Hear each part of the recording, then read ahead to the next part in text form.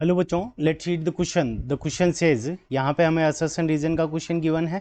Assertion A, the mass of nucleus can be either less than more than the sum of masses of nucleon present in it.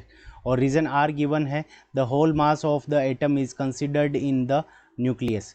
और हमें options given है।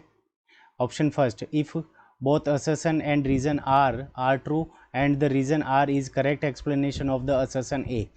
Statement option second क्या है, if both the assertion and reason are true but reason R is not correct explanation of the assertion A. और option third given है, if assertion A is true but reason R is false. and option fourth given है, assertion A is false but reason R is true. so, इस question के अंदर हमें क्या given है कि assertion के अंदर कि जो हमारा न्यूक्लियस का जो मास होता है वो उसके न्यूक्लियॉन्स के मास के सम से क्या होता है, या तो ज़्यादा हो सकता है या लेस देन हो सकता है।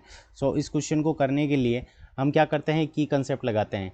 की कंसेप्ट लगाते हैं, अगर मान लेते हैं कि कोई भी एलिमेंट है जिसके अंदर z नंबर ऑफ क्या है, प्रोटॉन, उसका जो एटॉमिक नंबर है, एटॉमिक नंबर, अब उसका एटॉमिक नंबर हमारा क्या है, z है, और उसके अंदर जो न्यूट्रॉन्स है वो हमारे क्या है, कैपिटल N है। तो हमारा जो टोटल मास अगर हम देखें, टोटल मास, ठीक है, total mass of all nucleons, total mass of all nucleons, तो total mass of all nucleons हमारा क्या हो जाएगा, Z multiplied by mass of proton plus N multiplied by mass of neutrons. तो यहाँ पे टोटल मास हो जाएगा, और मास ऑफ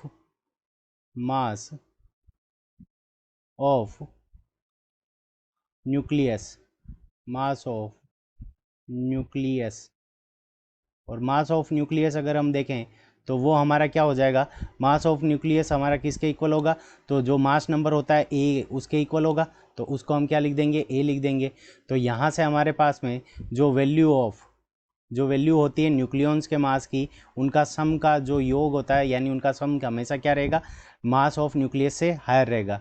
तो z of mass of z multiplied by mass of proton plus n multiplied by mass of neutron, ये इसकी value क्या रहेगी हमारे पास में, हमेशा क्या रहेगी, जो मास ऑफ न्यूक्लियस है उससे ज़्यादा रहेगी। यानी न्यूक्लियस का जो रेस्ट मास होगा उसके कॉन्स्टिट्यूएंट्स के मास के सम से हमेशा क्या रहेगा, लेस रहेगा।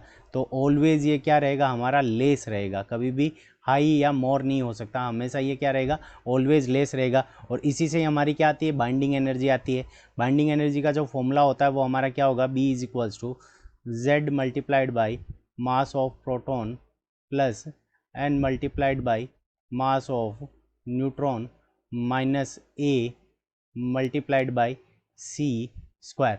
तो delta E is equals to MC square, ये हमारा क्या हो जाएगा, आइंस्टाइन की इक्वेशन से आती है, और यही हमारी क्या होती है, बाइंडिंग एनर्जी B होती है। तो ये हमेशा क्या रहेगा, लेस रहेगा। तो इसका मतलब असर्शन A हमारा क्या हो गया, इनकरेक्ट हो गया। The whole mass of atom is considered in the nucleus, तो ये हमारा स्टेटमेंट क्या है, करेक्ट है, क्योंकि जो मास ऑफ प्रोटॉन होता है, जो मास ऑफ प्रोटॉन और मास ऑफ न्यूट्रॉन, ये दोनों हमारे क्या होते हैं, ऑलमोस्ट इक्वल होते हैं, और इनकी जो वैल्यू होती है वो वेरी मच हायर होती है, किससे, मास ऑफ इलेक्ट्रॉन से। तो जो सारा मास होता है एटम का, उसको किसके अंदर कंसीडर करते हैं, न्यूक्लियस के अंदर कंसीडर करते हैं। तो रीज़न आर हमारा करेक्ट है, असर्शन ए फॉल्स है। सो ऑप्शन फोर्थ हमारा करेक्ट आंसर हो जाएगा, assertion A is false but reason R is true. So option 4 is the correct answer of this question. I hope you understood it well. Best of luck, thank you.